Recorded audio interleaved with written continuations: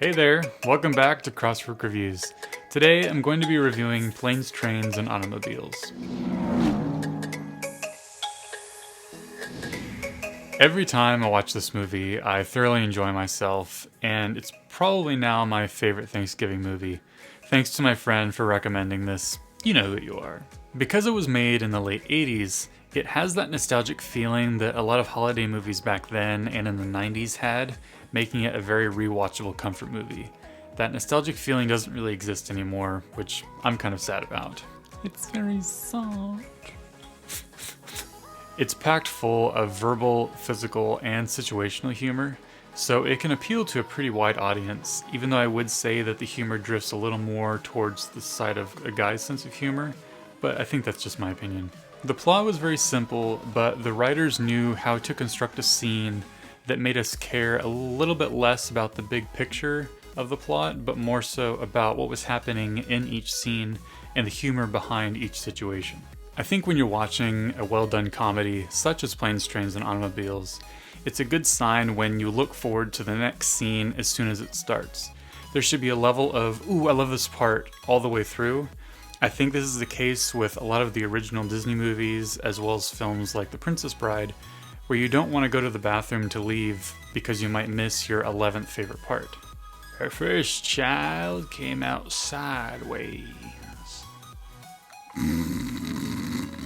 Steve Martin and John Candy did an amazing job as a duo in this film.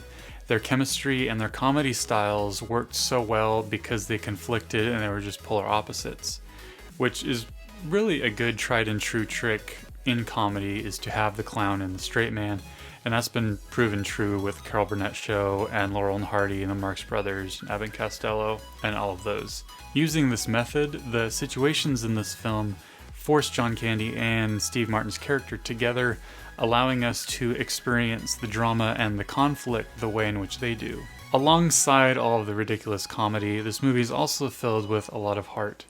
Both characters have deeper motives in their lives, and they vent out their feelings sometimes, which allows them to bond as they attempt to get along with each other as their situations get worse and worse. One of the only things that I didn't really care for in this movie was that there were some brief points where the reactions to some situations felt kind of predictable, and some reactions felt a little bit unrealistic given the circumstances. And the second thing that I didn't really like, and that I felt was a bit unnecessary, was when I said that this movie's humor could appeal to a wide audience, I didn't necessarily mean that it was appropriate for all ages.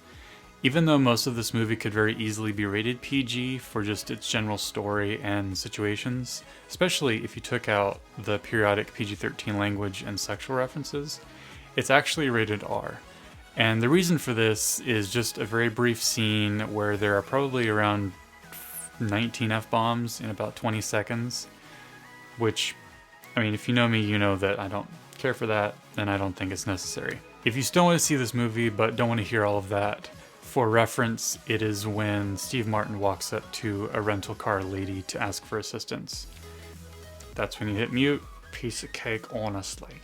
I mean, honestly, it's a good movie. Add some garlic, add some salt, add some pepper. You're good for a whole day. Even then, you don't really need toothpaste, because the garlic just cleans it all out. And that's it for this week's review. If you're interested in more reviews, go ahead and check out the videos down below, or go ahead and check out my Instagram, where I will periodically post slightly abridged reviews for this and other movies that aren't on this channel. And then for those of you who want to know more about the specific contents of this film, I have the links for the Common Sense Media reviews, as well as the IMDb Parents Guide down below. So if you like this video, go ahead and hit the like button, and if you haven't already, please subscribe and then hit the bell icon so that you get notified when the next video comes out. And I'll see you next week, and have a good Thanksgiving.